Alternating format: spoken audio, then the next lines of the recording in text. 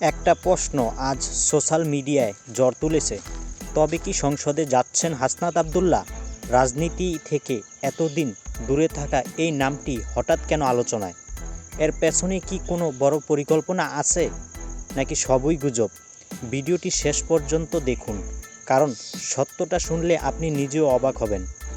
সাম্প্রতিক সময়ে রাজনৈতিক অঙ্গনে একটি নাম বারবার উঠে আসছে, হাসনাত আবদুল্লাহ। যদিও তিনি আগে কখনো সংসদ নির্বাচন করেননি কিংবা সরাসরি সক্রিয় রাজনীতির সঙ্গে যুক্ত ছিলেন না, তবুও হঠাৎ করে তাকে নিয়ে শুরু হয়েছে জল্পনা কল্পনা। প্রশ্ন হলো, এই আলোচনা আসলো কোথায় থেকে? বিভিন্ন অনলাইন প্ল্যাটফর্মে, বিশেষ করে ফেসবুক ও ইউটিউবে কিছু পোস্ট ও মন্তব্যে দাবি করা হচ্ছে হাসনাত আবদুল্লাহ নাকি সামনে জাতীয় রাজনীতিতে সক্রিয় ভূমিকা নিতে পারেন। কিন্তু বাস্তবতা কি? এখন পর্যন্ত কোনো আনুষ্ঠানিক ঘোষণা নেই কোনো দলীয় নিশ্চিত বক্তব্য। তাহলে মানুষ কেন বিশ্বাস করছে? বিশ্লেষকরা বলেছেন, এর পেছনে তিনটি সম্ভাব্য কারণ থাকতে পারে। প্রথমত, হাসনাত আবদুল্লাহর সাম্প্রতিক কিছু বক্তব্য ও সামাজিক কর্মকাণ্ড। দ্বিতীয়ত, তরুণদের মাঝে তার গ্রহণযোগ্যতা ও আলোচনার কেন্দ্রবিন্দুতে চলে আসা।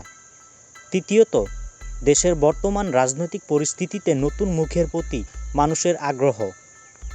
তবে এটাও মনে রাখা জরুরি, সংসদে যাওয়া মানেই শুধু জনপ্রিয়তা নয়, এর জন্য দরকার রাজনৈতিক প্রস্তুতি, দলীয় সমর্থন এবং নির্বাচনী কাঠামোর সঙ্গে যুক্ত থাকা।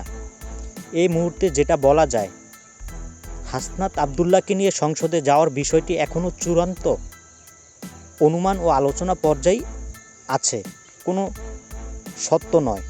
তবে রাজনীতিতে অনেক কিছুই অসম্ভব নয়। আজ যে নাম গুজব, কাল সেটাই হতে পারে।